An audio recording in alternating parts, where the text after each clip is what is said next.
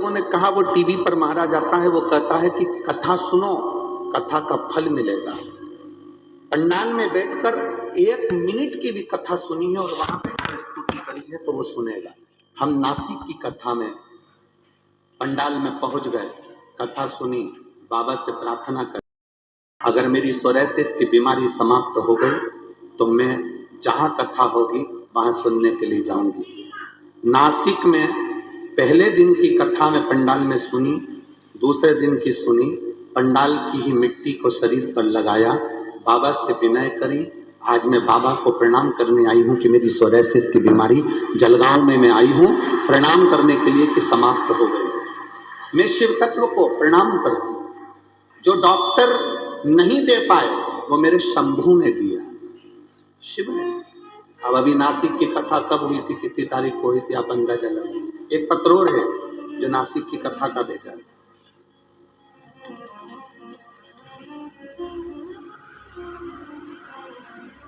अनीता मनोज नीले, बड़ी पालधी, तहसील धरण गांव, जिला जलगांव से हूँ। मेरा मोबाइल नंबर ये है, कहीं पे आप ही हैं?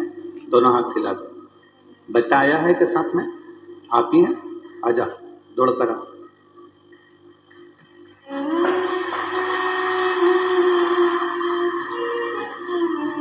अनीता मनोज नीले, बड़ी पालधी, तहसील धरणगांव, जिला जलगांव से हूँ गुरुदेव।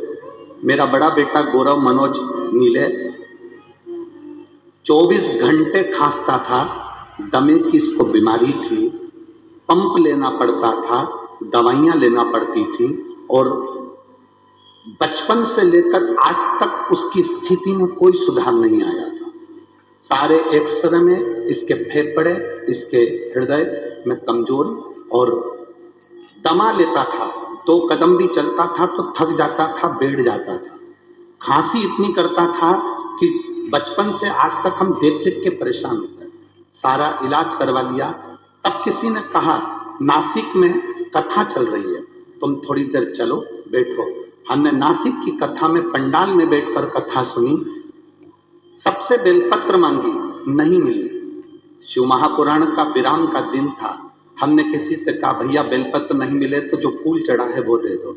एक फूल गुलाब का मिला, उसकी पंखड़ी मैंने अपने बेटे को बाबा पर चढ़ी हुई बेलपत्र की जगह पंखड़ी खिला दी। जब मैंने पंखड़ी खिलाई उस दिन से आज तक डॉक्टर भी आश्चर्य में हैं कि इसकी दमे की बीमारी कहाँ गई, और बेटा मेरा ठीक हो गया, पंप बंद हो गया और गोलियां बंद हो गई। अच्छा, श्री शिवाय नमस्ते।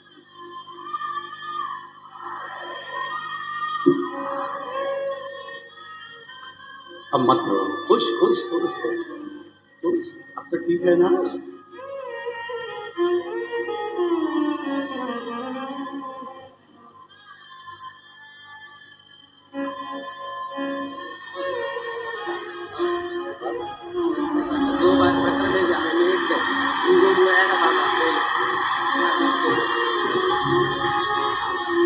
अरे खाली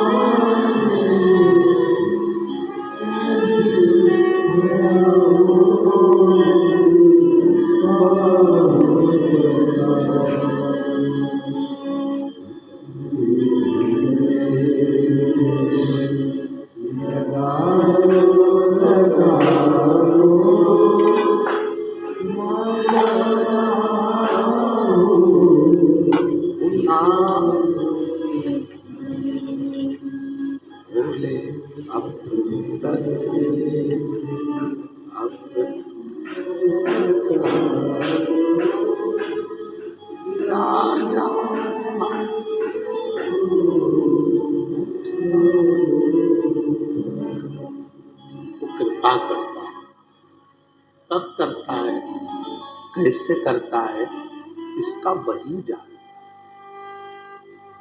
मेरी जीजियों, मेरे जीजाओं, मेरी बहनों, माताओं, मेरे भाई, मेरे बच्चों, कथा के पंडाल में शिव उसी को बुलाता है जिसका उसको हाथ पकड़ना होता है और पार लगाना होता है। नहीं,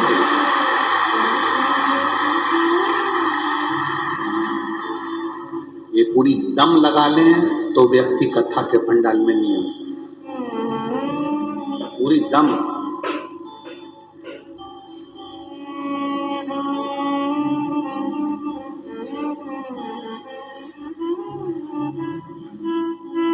दम लगा ले तो वो कथा के पंडाल में पांव नहीं रख सकता। उसी को बुलाएगा जिसको उसको पकड़े, जिस पर उसे कृपा करे। बिना कृपा के वो बुलाता ही नहीं। उसको करुणा सागर कहते हैं, उसको दया सागर कहते हैं।